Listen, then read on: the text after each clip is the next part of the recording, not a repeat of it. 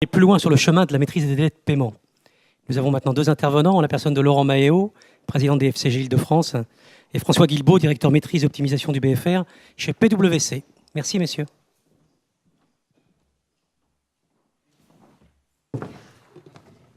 Bonjour à toutes et à tous. Nous avons 10 minutes, c'est déjà entamé. Nous, on va essayer de vous tracer un panorama à travers nos deux fonctions un peu régaliennes de l'entreprise, ou en dehors de l'entreprise, c'est-à-dire le directeur financier que je vais représenter, et puis la fonction conseil essentielle dans ce domaine, et puis conseil et aussi commissaire aux comptes. Donc l'un de nos premiers sujets, c'était de se poser la question dématérialisation, numérisation, parce qu'on oublie la numérisation et digitalisation. On va faire très vite. Aujourd'hui, il faut brûler toutes ces étapes-là. La dématérialisation, la plupart des entreprises l'ont fait avec les moyens qu'elles avaient, petites ou grandes. La numérisation, c'était un petit peu autre chose. C'était de toutes ces données qu'on avait dématérialisées, qu'est-ce qu'on en faisait, comment, quelque part, on les rentrait utiles dans le processus order to cash de nos clients. Le véritable enjeu maintenant, et celui qui nous intéresse tous, c'est celui de la digitalisation et c'est celui de l'e-facturation. On est sûr aujourd'hui qu'en termes de e-facturation, on va avoir un gain de productivité de 50 à 80% sur ce poste-là. Et ce n'est pas 50 ou 80% d'efficacité de coût, mais c'est d'efficacité à simplifier les best practices de l'entreprise. Et les retours sur investissement sont 6 mois. Dans le classement que nous a présenté Altares, le premier pays qui figure en tête, c'est le Danemark. Mais le Danemark, ça fait 4 ans qu'ils ont fait l'e-facturation et ils ont réalisé ce projet en 9 mois. Ce n'est pas tout à fait étonnant, ce n'est pas une surprise. Et aujourd'hui, les pouvoirs publics se sont engagés dans cette voie. Le 1er janvier 2017, grande entreprise que vous êtes, vous devez passer en facturation électronique. Le portail Chorus et l'AIFE, qui a fait de très gros efforts pour adapter son outil, accueille aujourd'hui, sera en mesure d'accueillir vos factures. L'année après, ça sera les ETI, l'année suivante, les PME, et ensuite les TPE. Donc aujourd'hui, le débat dématérialisation, numérisation, c'est tout de suite le débat de la facturation électronique. On aura, je crois que Nathalie aura l'occasion d'en parler un petit peu plus tard. Maintenant, derrière tout ça, derrière toute cette innovation technologique, il y a quand même un certain nombre de best practices. Oui, tout à fait. Quand on parle délai de paiement, enfin, on a souvent en tête retard et l'importance des retards. Quand on regarde des balances, que ce soit les balances clients ou les balances fournisseurs, en général, au maximum, on va trouver 30% de retard. Au maximum. 30%, c'est considérable. Et il y a plein de sociétés, plein d'établissements qui font beaucoup mieux. Mais au maximum, 30%. Donc ça veut dire que le reste, dans une balance, ce sont ce qu'on a comme chiffre dans la balance, c'est le résultat des termes de paiement appliqués, facturés, qui figurent dans les systèmes. Et sur ce sujet-là, aujourd'hui, notre perception, c'est que le sujet, il n'est pas complètement compris et couvert, et potentiellement, les éléments qui devront être communiqués maintenant et que les CAC devront attester vont inciter les entreprises à mieux savoir quels sont les termes de paiement, en client comme en fournisseur, qui sont aujourd'hui négociés, donc entre les acheteurs et les vendeurs, qui sont dans les systèmes d'information, dans les bases de données, qui sont sur les factures, et des fois ce n'est pas les mêmes, et qui sont, in fine, considérés valablement ou pas par les différents acteurs.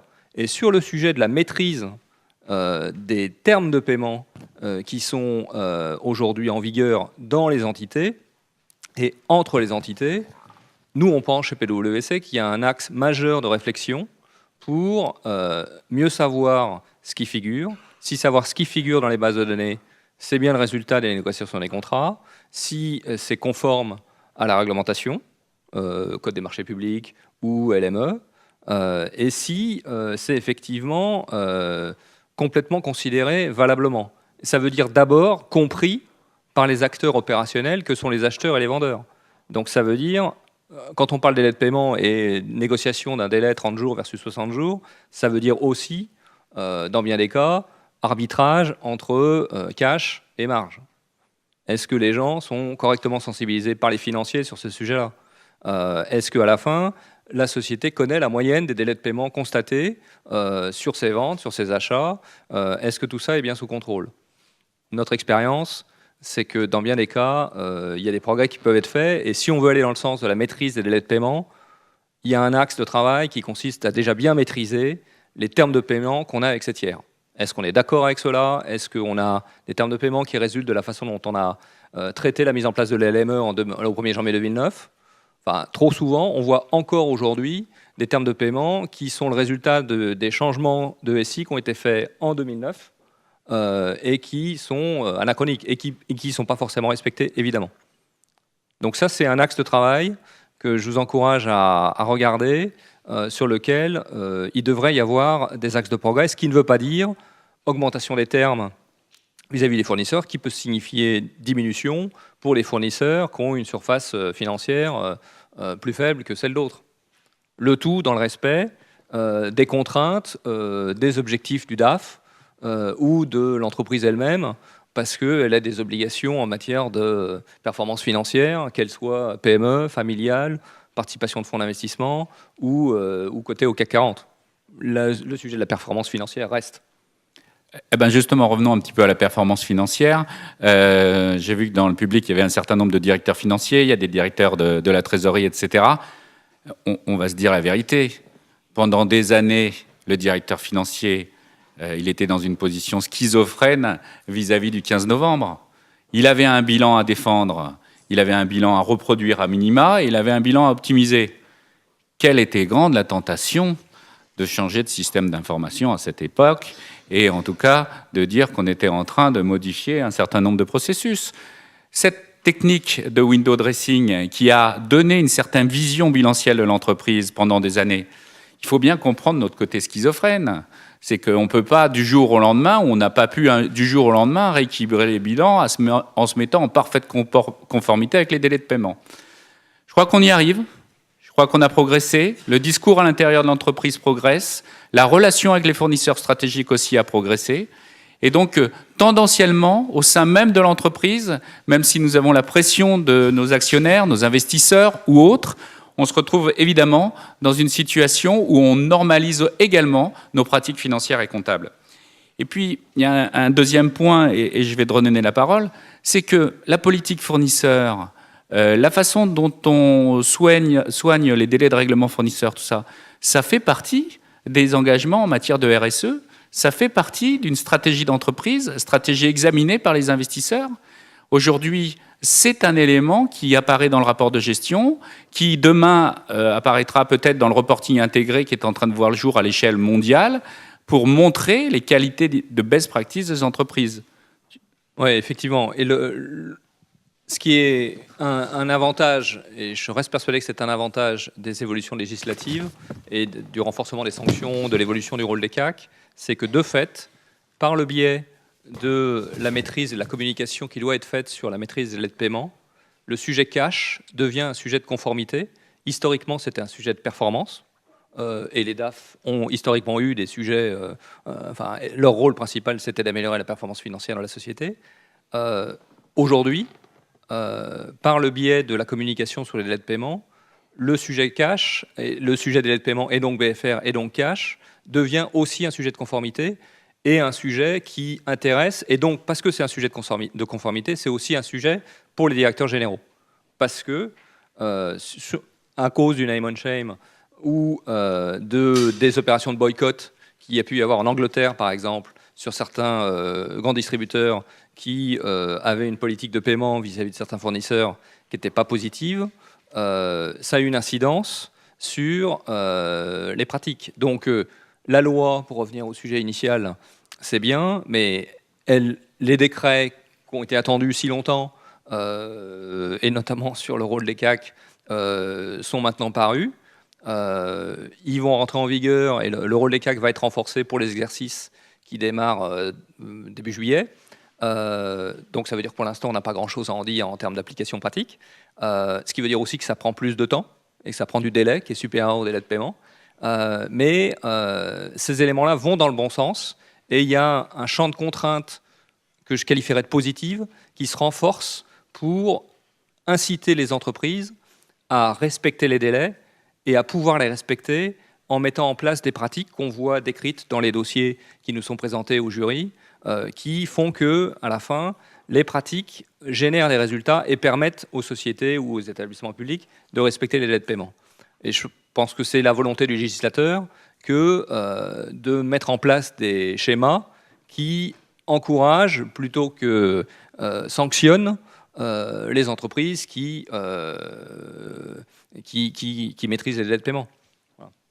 Alors, en tant que DAF, je voudrais juste faire une petite aparté. On a un petit problème depuis 3-4 ans qui vont ralentir et qui sont en train de ralentir tout le processus.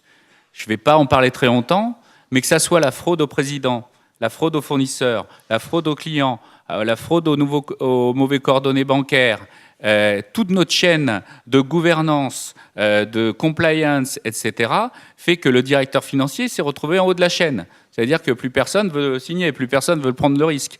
Donc il se retrouve avec un token électronique à valider des chaînes de paiement de 20, de 30, de 40 millions d'euros. Comment un homme normal, un DAF ou une femme normale, donc DAF, est capable de mesurer cette capacité à valider et de ne pas tomber dans les pièges de la fraude. Alors, on s'améliore, bien évidemment, on met en place l'ensemble des règles, et ça a aussi contribué à améliorer notre supply chain finance. Voilà, on a vous adressé un petit peu un premier panorama. Maintenant, la deuxième question qui nous était posée, c'était de parler un petit peu d'au-delà du jeu classique du rapport client-fournisseur. Existe-t-il d'autres façons d'optimiser le BFR? Alors, la première chose qu'on peut dire, c'est en premier lieu, il faut rappeler que l'un des éléments les plus essentiels, c'est la cession de créances sous forme d'affacturage, qui représente 240 milliards d'euros en France, c'est-à-dire quasiment autant que le crédit bancaire court terme. Alors, vous connaissez cette offre, hein, elle associe un coût certes élevé, mais elle a une triple composante pour le choix de l'entreprise.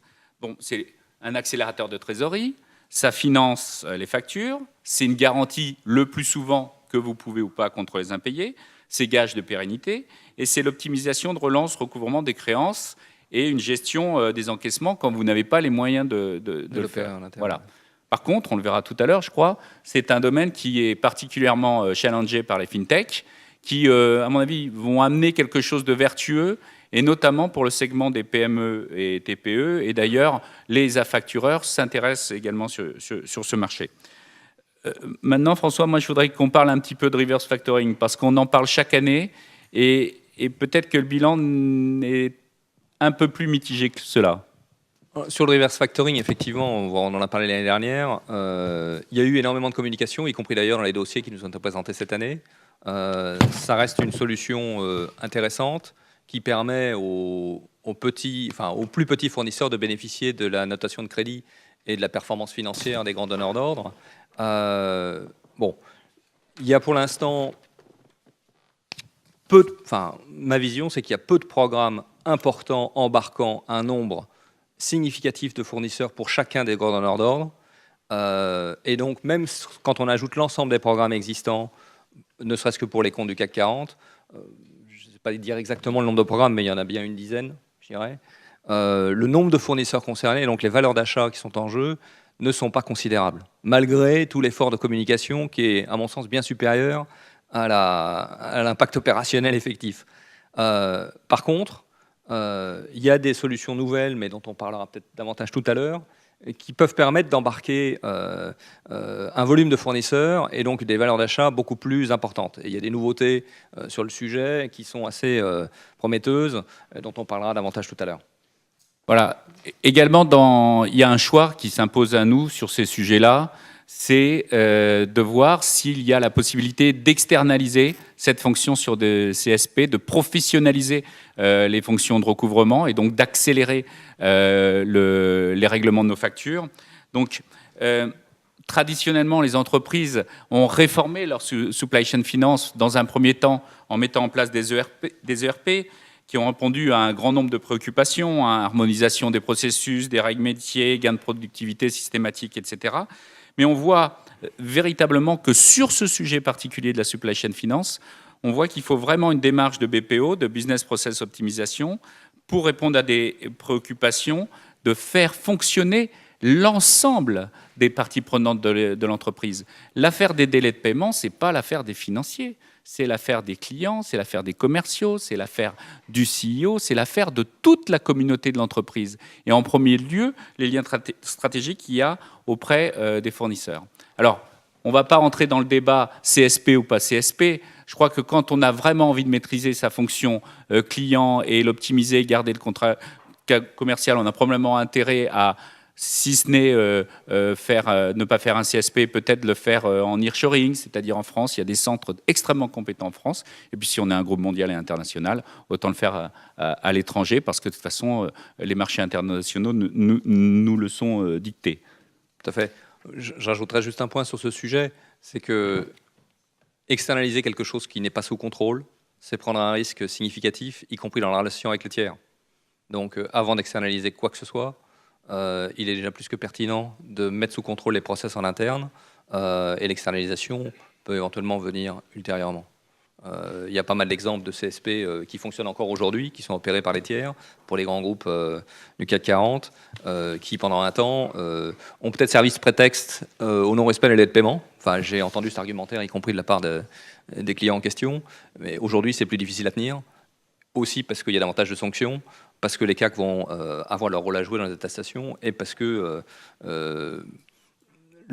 pas le buzz, mais la communication positive autour des délais de paiement, et ce qui a été dit tout à l'heure sur la vision qu'ont maintenant les directeurs généraux de grands groupes sur l'importance relative que ça a, ce qui était inenvisageable il y a 5 ans, clairement, va de fait encourager la dynamique positive sur le sujet.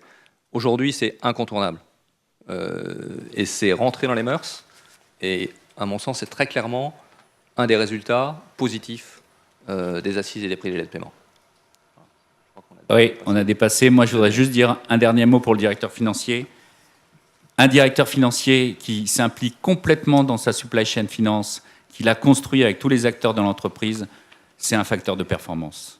Et derrière, faire apparaître et se mettre en conformité avec les délais clients, avoir une politique de fournisseurs bien établie, c'est la garantie d'une entreprise qui est best in class. Merci.